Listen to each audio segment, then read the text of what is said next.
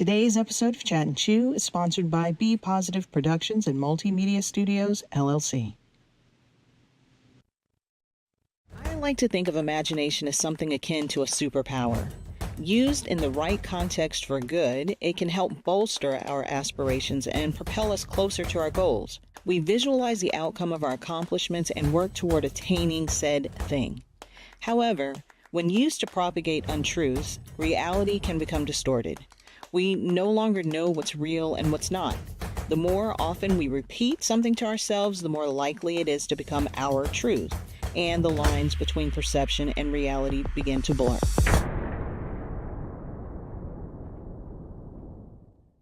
And that, ladies and gentlemen, is a wrap.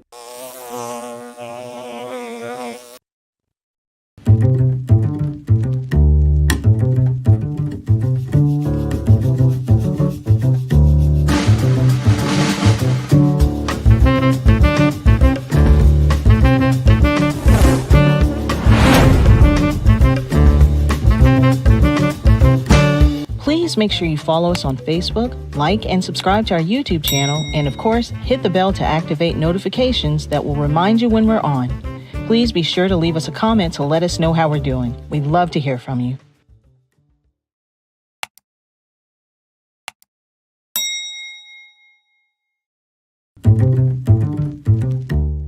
Welcome again to our Chat and Chew podcast. My name is Dr. Glenn Ward, and I am very excited about today's topic, creating a father-friendly school, the role of family engagement in education. To our Facebook family, make sure you like and subscribe and kind of tell us in the comments how we're doing. To our YouTube, please hit that little bell. Let us know that you are listening and you're watching. Again, I want to welcome everybody to our Chat and Chew podcast again. And I have in the studio, actually not in the studio, but he's online to Zoom, my friend, Mr. Keith Schumacher. Welcome to the broadcast, Mr. Keith.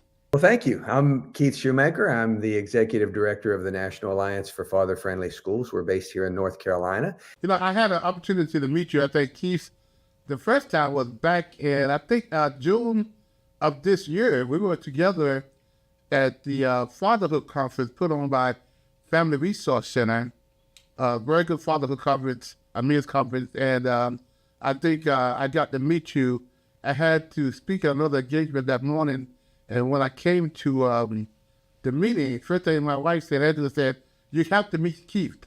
I said, "Okay, I'll meet Keith," and she's like, "You need to meet him right now." So she grabbed me by my hand and took me over to meet you, and I am very glad that we had opportunity to meet, and I think we're going to do a lot of things in the future, how our paths has crossed to make sure that we're doing this fatherhood good stuff right. You know, what I really want to talk about today is kind of what I want our audience to get away with is the crucial role that fathers play in educating their kids' lives, and the involvement and the school system and the educators working together in a collaborative effort to break down the barriers that some fathers face and that they don't feel value are included. But traditionally, we don't see a lot of dads around the schools, and there's a really good reason for that. Is it's just American culture. It's really not anything intentional on anybody's part. Nobody's doing anything wrong. It's just the fact that dads seem to feel that school is mom's world. And sometimes when they show up, some of the moms and school staff kind of give them that impression. So what we like to do is to give the schools the encouragement to create programming and to create opportunities for dads to be involved in meaningful ways. And the thing that most of the dads realize once they've been to the school a couple of times is they're there. They love the look on their face of their own children when they see them walking down the hallway. But when another kid, maybe a kid that doesn't even have a dad, is there supported by those guys, it really makes a big difference. So we're very happy to be able to do that kind of work. Keith, when I first started Fathers Forever some years ago, one of the things that we wanted to do, and we did a little bit of it, is we call it Fatherhood Friday. where we asked each father to check, we said Friday, but it could be either day, but to pick a day during that week and to be able to go to your kid's school and have lunch with them. Yes. Getting to know the teachers, and just visit them. It's something about a father's presence that when the father, when my kids were growing up, I would, go to the school on a regular basis and have lunch with them. And you ought to see the other little kids run up to me, and my kids kind of got, they didn't get such privileges, but they would say, "Here comes Celeste's dad, here comes Glenn's dad, here comes Anthony's dad." It's like the father's presence make a big difference in the school system.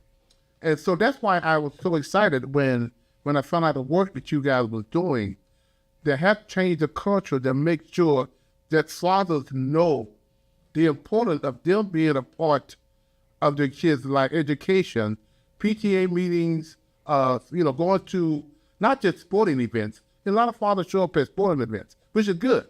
But how do you get them really involved in the education part of it? Going on field trips. And I did a lot of field trips. I had a job that, my full-time job, allowed me the autonomy to kind of go on field trips. And I have 3 kids, and every other month I was taking off a day to go on field trips. And that was very important to my kids. It was very important to me to get them part of their education. So I'm glad of the work that you guys got that really involved in. So I got a couple of questions I want to ask you. Okay. Tell me about the National Alliance of Father-Friendly Schools. What is that organization about? My daughter was in kindergarten. I was spending a lot of time volunteering into schools, and it's because of my work schedule. I was with the Atlanta Fire Department at the time. I worked a 24/48 schedule. So I did have the ability to volunteer at the school on my days off, and it was a parapro in the kindergarten class that actually challenged me one day. And she said, it's just different when you're the parent in the room. And I didn't quite know how to take that. And I asked her, I said, is it like that when the other dads are here? And she said, I don't know. We never have one.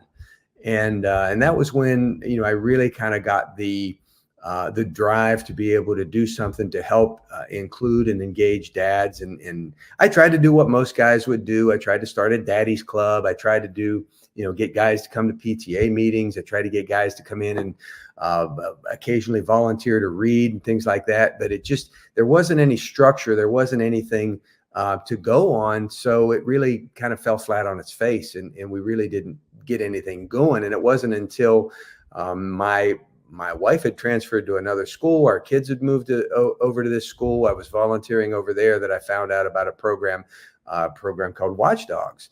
And the program is very, very well put together. It's the ability to get guys engaged in the school in non-obtrusive ways that doesn't interfere with their work schedule. So I wound up with that organization. I like any good volunteer, I wound up being the local leader. Then next thing you know, I was the county leader. Then I was the state leader. And then I got pulled up to national staff, and I was on national staff with Watchdogs for 10 years. Alongside working with fire department. So when I retired from the fire department, unfortunately, they didn't have a full-time position available at the time, but another very similar organization did. Organization started by Tony Dungy over 25 years ago, known as All Pro Dad, and the All Pro Dad Chapters program, which is their school program, recruited me to come over to work with them. I was with them for about 5 years. And then I realized that it's not that it doesn't matter what programming you use, but the important thing is that schools do something. So I wanted to be able to kind of be a little more independent. So I stepped away. We formed the National Alliance for Father-Friendly Schools, and the object of the program, we're really not a program. The object of the organization is really to help all organizations that support father engagement in schools kind of navigate together with each other, kind of understand, our motto is all boats rise with the tide. So getting people to understand that if an organization is looking to do something, or somebody requests something from an organization and their organization doesn't have the ability to do that, they can look at another organization in the alliance and share those resources with schools, communities, educators. So that is really the goal of the alliance, is to be able to, number one, help school educators, administrators, and parent organizations recognize the barriers to family engagement for dads and to remove them. And the way that we do that is to be able to let them know what resources are available, let them know how easy these resources are, and in some cases even help them get up and running. So that's the goal of the National Alliance for Father-Friendly Schools, is just to be able to get past those barriers and to create opportunities for dads to be engaged in local schools in a easy, non-obtrusive way that doesn't interfere with work schedules and is comfortable for everybody. But of course, the thing we always need to realize is that if the schools don't intentionally include and intentionally speak to the dad's father figure, sometimes foster father, sometimes stepfather, grandfather, uncle, big brother, coach, teacher, pastor, whatever, we just want to make sure that that message goes out in those words and doesn't get lost in the translation of, oh, just because the message is coming from the school, it's only intended for mom. We want to make sure we have good communication. What are some of the common barriers to prevent fathers from engaging in schools? I would say that the most common barrier to dads, father figures being engaged in schools is just the stereotype that our educators and our American culture has. It's nothing that is intentional. It is not that anybody's doing anything wrong. It's just our American culture that presumes in far too many ways that they think the dads are either too busy. They think that dads are not interested. I've talked to a lot of educators who just make the assumption that dads are absent, and we know that's not true. So I would say the biggest barrier is changing our thoughts, changing our stereotypes, getting past those stereotypes in this American culture of ours, and realize that dads do want to be engaged. They do want to be there. And the numbers are proving that. The Census Bureau just recently released a report telling us this. So the biggest thing is to get past those stereotypes, be willing to invite and intentionally include fathers and father figures. And when they come in, let them know what the expectations are. Because if guys don't know what's expected of them, they don't know what level to rise to. So dads are not going to come in and just find something to do around the school. You got to tell them, and it's not that they need the directions. It's just they want to know what you want. And if you tell them what you want, they'll meet those goals. And I've seen it time and time again, hundreds of dads throughout the course of the school year being engaged in the school. But it's got to be more than a one-day, one-and-done event. Donuts with Dad is great. It gets them in the door. But if that's all you're doing in your school, then the engagement is only going to last as long as the donut does. So being able to create opportunities throughout the school year, consistently throughout the school year, is what really makes a difference. And that's how educators can make a change. Communicate directly with the dads, give them opportunities to be engaged throughout the school year. Look very closely on how you can make those opportunities so that they don't interfere with work schedules. And it's pretty easy to do when you look at the opportunities to either do morning events before school, or a once a year event where all they have to do is use one of their regular days off from work to be able to come in and volunteer at the school. But there are a lot of ways. We just have to change the way we look at things and change our culture and realize we've got to set the expectation for dads to be there. I remember when I became a single father, my previous marriage was married 15 years. We had 3 kids. And I became a single father. The mom was around, but I became the custodian father. My kids was 11, 9, and 7. And that's when I really became, the single father, and that in itself is another old story. But when I went to, do the paperwork for to receive child support, keep the head on the application. Now there's since changes, but the head on the application, what is he working at? What is he living at? Where is he? Those kind of questions. So I had to scratch out the word he and put her, because the application wasn't even about men. It was about women. It was about the mom. And so we've come a long ways from that, but it's still the situation is there. And we in the child support court a lot. And I remember one day I'm sitting at the table and we got the person over here, the mom, represented by the lawyer in the child support court, and then you had the father on the other side. And it looks like the mom wasn't there working. The lawyer wasn't there working for the mom. She was working on behalf of the child. But the way they had it set up, they had the father on one side and the mom and the lawyer at the table together. And that's like, that's not right, because you're not representing the mom while you're at the table with the mom. So we asked them to put a table in the middle. You got the mom there, you got the lawyer there, and you got the father on the other side.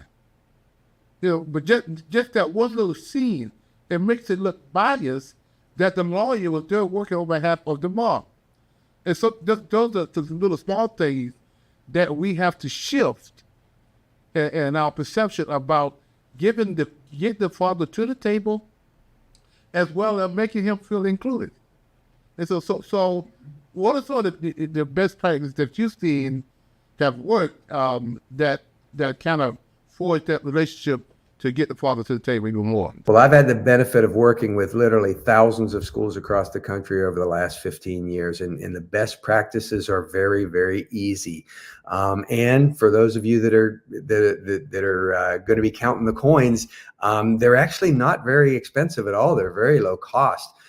Two programs that I work specifically with, one of which is called Watchdogs. It is a program that encourages dads to take one day off through the course of the year to come and volunteer at the school. I use this it's the way I got involved in this work and this program. It's an excellent program. It is very low cost for a school to implement, and the training is there, and it is very easy to do this. Another program, just so I'm not specifically promoting any one program over another program is called the All Pro Dad Chapters program, and that is just basically a breakfast event once a month where the dads come in, grab a quick bite to eat, get a good character message with their kids, and then still make it to work on time. So as far as best practices, the programs are there. They're very low cost. They're very easy to implement. Now, here in North Carolina, we have a couple of other programs. I know in Charlotte, we have a program called Be Their Dad, which is a very good program for schools to get father engagement as well. So there are local opportunities. I do kind of discourage schools from trying to do their own independent daddy's club or anything independent, starting out what we call in the business reinventing the wheel, because it's difficult when you don't have the experience, and you don't have the resources, and you don't have the training, and you don't have the structure. Those are the four big things that are very important with this type of work. So if you look at one of these programs, somebody that's been doing it, the two programs that I mentioned have been doing this for over 25 years. There's they've been vetted. There's no question that hasn't been asked and answered with these things. They're very well structured. There's a great number of resources. The training is available, and people have had the experience. So as far as best practices, I would say the best thing to do is to use one of the programs that are already available and easily available. So in kind of wrapping up this session a little bit, what would you say to a overlooked, undervalued fathers? How would you get him, say to him to get him more involved, even though the climate is still not where it needs to be at? How would you persuade him to really get more involved and just stay the course? This is a question that we come up with a lot, and we know that dads, father figures, they do feel overlooked and sometimes undervalued in the school community. And my advice to them is simply just make an appointment, talk to the principal. If you don't reach out to them, they're not going to know you're there, because they're trying to communicate And a lot of times that communication will never get to you. And to be able to communicate with them directly is probably your best bet. I would encourage them to take a look at our webpage, fatherfriendlyschools.org, learn about the organizations and the programs that they can support at their local school, and then reach out to the local school principal, reach out to the school district and say, you know, I'm willing to help. I'm willing to be, you know, do whatever you need. If it's sitting down and reading with a group of kindergartners, if it's bringing a program to the school where, you know, we have the guys meet once a month at the school, if it's helping schedule volunteers in the school, it's just a matter of stepping up, just like I did 14, 15 years ago now. Approached the principal and said, you know, I'd really like to help. I'd really like to get, you know, other dads, give them the opportunity to be engaged in this school and to help create a father-friendly environment at this school. So I think the biggest thing is just reach out, let them know you're there, because in a lot of cases, it's not intentional. It's not anything that anybody's doing on purpose that's wrong. It's just, as I've said a couple of times here, it's just American culture. They don't expect you to be there, so they don't look for you. So if you reach out to the principal and say, I'd love to be able to help, I'd love to be here for you, I'll do whatever you can or whatever you want me to do, that's the first step, is just being there. I always said, you know, when you're a dad, it's not about the presence, it's about the presence. And just making sure that the people know that you're there, you're willing to help, and willing to be a part of the school community. So great, Keith. I really enjoyed this. I want to say to the fathers, what Keith has been saying as well, is to get involved on whatever level you can. Again, like you said, go talk to the principal, and talk to the teachers, become a part of the IEP and all those things that your kid is getting. Education is important. You know, sometimes I send my wife to, there's a couple happened to the car and I need to, you know, if she take it to a mechanic, it's one thing. But if I get in the car and take it to a mechanic, they kind of approach me differently. Yes. So that's it's just a culture where we live. So I was like, no, when you're in there with the beast, it's a little bit different. Exactly. Yeah. Well, yeah. So it's like, you know, I don't know what it is. It's a man thing. But when the kids are involved and fathers are involved in their kids' education at school, it makes a big difference for the kids, a big difference for the children. For the fathers itself. And I think, our goal is right now is to try to help create a climate where fathers are included and they are encouraged, and fathers taking the initiative. You know, sometimes they're not gonna come and ask us. We have to take the initiative to be on purpose, intentional, and get involved in our kids' life. Wake up in the world like, I'm going to do this, and not just don't let the first day of school. That's all well and good. Do that the first day of school, but don't let that be the last day you show up at your kid's school. Go to that school on a regular basis and make sure your teachers know who you are. When you walk in the room, they'll say, hey, Mr. Vaughn, hey, Mr. Sewell, hey, Mr. Clark, and they know who your kids are. That's how intentional we have to be as fathers to really get involved in our kids' education. In closing, tell people where they can find you, where they can locate. You give me your phone number as well as your email address. You can easily reach the National Alliance for Father-Friendly Schools through our webpage, which is fatherfriendlyschools.org. We are a 501c3 nonprofit organization based here in North Carolina. You can also shortcut that by using the URL DADS, D-A-D-S, 4 schools.org. That will also get you to the same webpage. You can find us on Facebook. You can reach me personally at my email address, which is Keith, Keith, at fatherfriendlyschools.org. Or you can reach us by phone or text at 910-294-0332. That's 910-294-0332.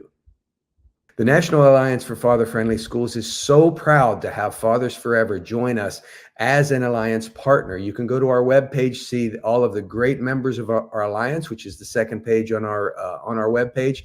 But we are looking forward to working together here in North Carolina to be able to support schools, to be able to support dads, to be able to support families in father engagement and creating school environments that are father friendly. Well, thank you so much, Keith. We're going to have another time, but we're going to share it in a new feature. I'm going to go start doing some roundtables. We're going to invite different guests, and I want you to be part of some of those roundtables as we talk about in 2025 what we're going to be doing to set the stage of doing some father-friendly things in the school system. So looking forward to being able to work together with Fathers Forever here in the near future.